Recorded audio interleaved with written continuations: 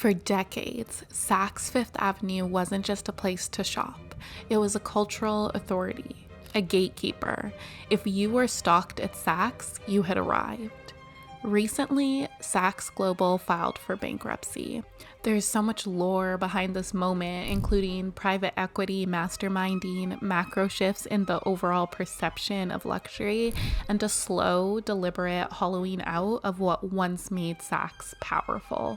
This is the story of how one of America's most iconic luxury institutions collapsed, and what its downfall tells us about where luxury is headed next.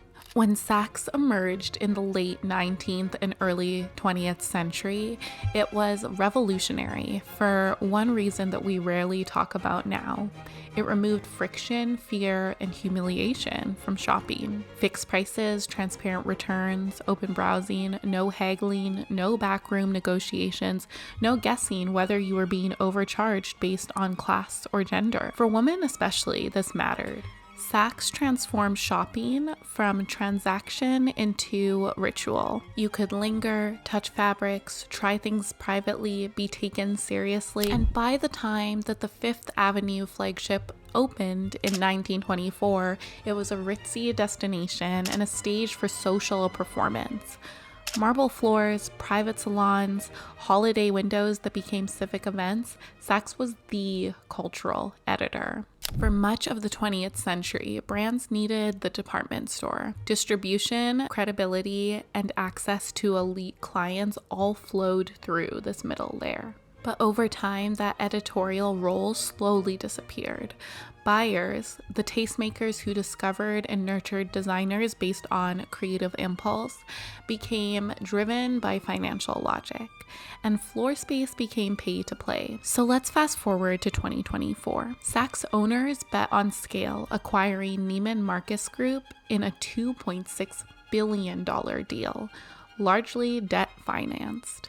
The vision was a luxury super platform with leverage over brands and a renewed relevance with shoppers. But instead, the opposite happened. Vendors were not paid. Emerging designers were left with six-figure invoices outstanding, and some brands stopped shipping altogether. Online, the commentary was brutal.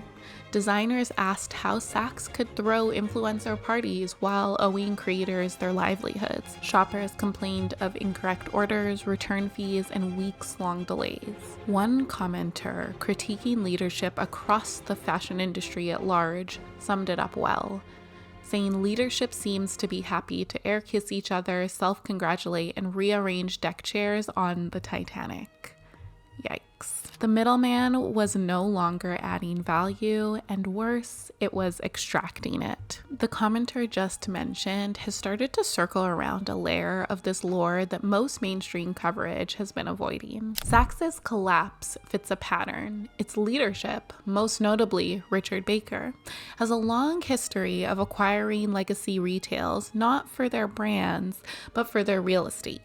This happened with Lord & Taylor, Hudson Bay, and now Saks. The strategy is consistent.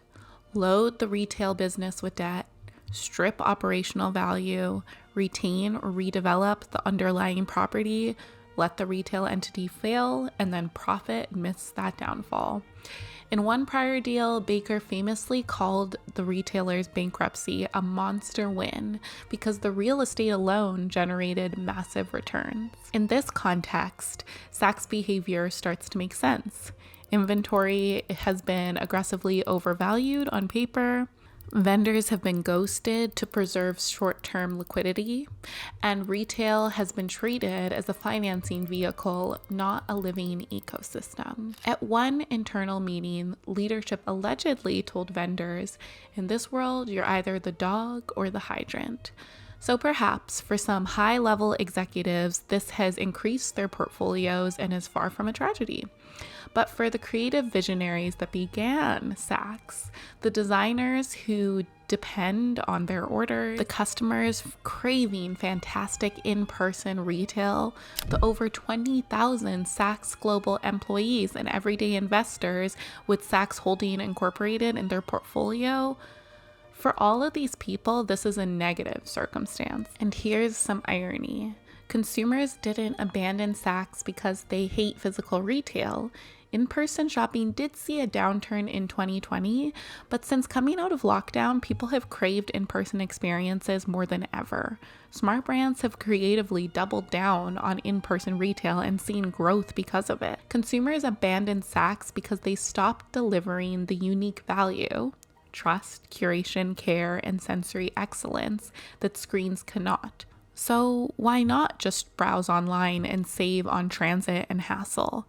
And furthermore, why buy through Saks when the brand itself offers better service, storytelling, and access? Saks' service erosion coincided with brands going direct to consumer, opening more flagship, building clienteling teams, and offering customization. Once the middleman stopped adding value, it became an obstacle. Zooming out further, the luxury slowdown is corrective. Growth over the past 5 years was driven largely by price increases, not deeper value. As the economy tightens, consumers are reprioritizing.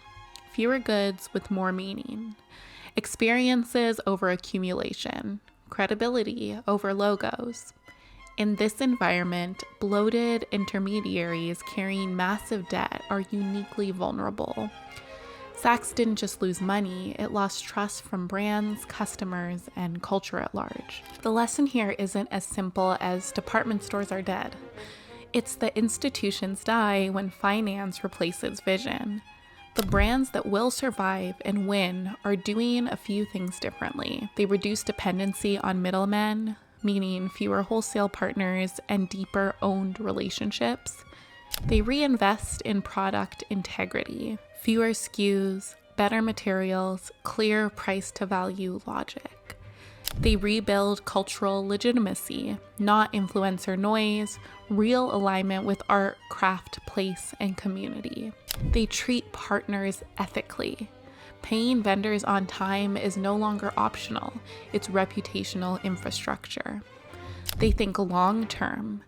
Debt-fueled scale is out. Sustainable, controlled growth is so in. Luxury is contracting, but it's also clarifying, returning to first principles, trust, restraint, and coherence. The future belongs to brands that understand this simple truth. You cannot extract your way to meaning. If you're building a brand right now, the question isn't how big you can get, it's how credible you can remain. Heed Saks' warning. If you remove the soul from a system long enough, eventually the numbers catch up. This analysis reflects the kind of cultural strategic work that we do at Atelier Oluwatosin, helping brands navigate change with clarity, coherence, and long-term vision. Explore additional educational videos on our channel and subscribe for more. I'll talk to you very soon, and I look forward to reading your thoughts in the comments below.